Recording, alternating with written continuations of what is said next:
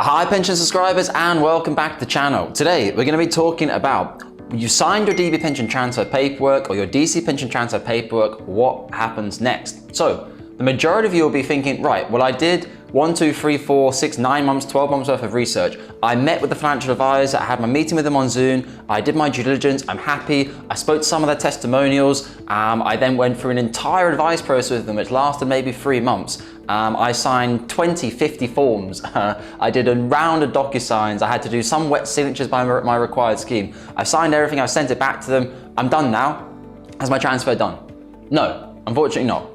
So today I'm going to be running through with you an example of what actually happens after you physically signed your pension transfer paperwork. So I'm going to share my screen here just for you to see a little bit. This is a document we've created for our clients so to understand the process and what's going to happen next. So number one, receiving scheme documents. After we send your application documents to the receiving scheme, they effectively then have to do their initial due diligence checks, which include your proof of address, proof of identity, etc. They will then submit your transfer forms to your final salary scheme or your defined contribution scheme. For final salary schemes, they are not part of the Origo system. As such, the SIP provider must send to them via email and typically in original format as well, a copy of all the forms. If it's a defined contribution scheme, however, most defined contribution schemes are part of Origo. Origo is an electronic transfer system which dramatically speeds up how quickly transfers happen. So, all the paperwork then arrives to your Ceding scheme in the UK. Your Ceding scheme in the UK then must complete their due diligence. Now, if it's a defined benefit scheme, it can typically take anywhere between 4 to 6 weeks for them to do their due diligence. Legally speaking though, they have up to 3 months from the date of your CETV expiry or 6 months from your calculation date for them to do their due diligence. They may also ask you to complete a money helper telephone call of safeguarded assets.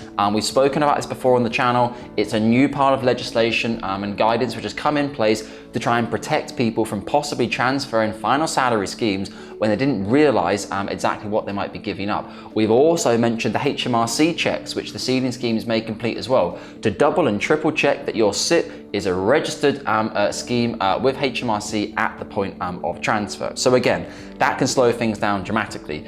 DC pensions used to always be much faster than DB pensions.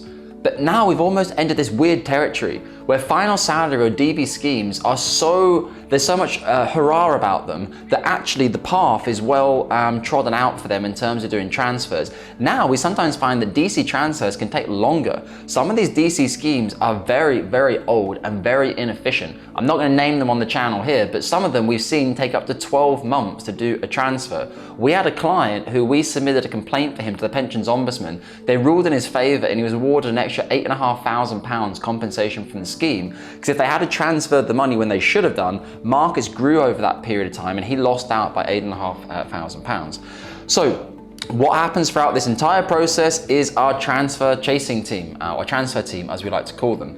During this period from your paperwork being submitted by the receiving scheme to your Ceding schemes in the UK, our transfer team will call your scheme in the UK every 5 working days. Sometimes more than that. The idea of this is to chase them, to understand what's happening, where's the paperwork, how long is it going to take, start getting timelines or turnaround times or estimated turnaround times, whatever acronym they use for it, of what is their projected turnaround time. Sometimes the scheme will say, actually, you know what, we're completely inundated with requests right now. Our standard turnaround time of 15 days has gone up to 34 days or 40 days, we saw the other day of a provider. It's our team's job to communicate that back to the financial advisor, but also to communicate it back to you as the client and say, this is what's happening, this is the slowdown, it's not our fault, we're trying to do as much as we can. We'll very often attach the email communication from your Ceding scheme to keep you up to date with things. But effectively, they will keep chasing your scheme until the transfer is done.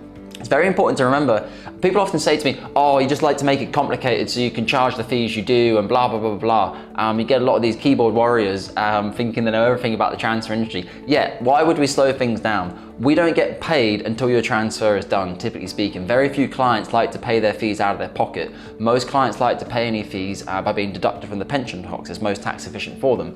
So we have absolutely no interest in something taking 9 months if it can take 3 months. We are more profitable the faster we do your transfer for you.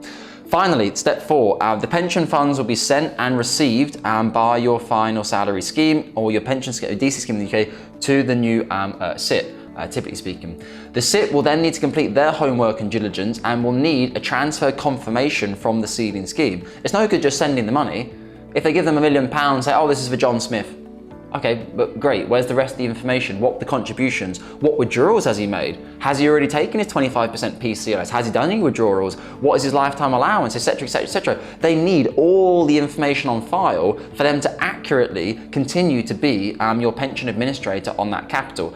Invariably, the schemes in the UK often don't send the scheme the transfer confirmation. So they send the money, and the client will say, my money's gone up, why has nothing happened? Why don't I see it on my portal? What's going on? Where's my money? You say, well, actually, your Ceding scheme in the UK has again dropped the ball because they haven't sent through the transfer confirmation. Only once the transfer confirmation has come through, which is the information and not just the money, can the receiving scheme, actually do their proper job and do diligence on the money that's being received. Once the money's been received, or once the money's been diligence checked, it will then go through to your platform, and your portfolio will be allocated as per your recommendation report during your initial advice process. If after the money's arrived, say you wanted to have a quick chat, or your risk profile might have changed, or anything like that, or you're possibly interested in dollar cost average into the market, always get in touch with us. Once the money arrives, we can have another conversation and revisit that again. Very often clients might say, oh, I'm not sure, do I need to change my risk profile? The market economy has changed in the past 3 months. The answer is no.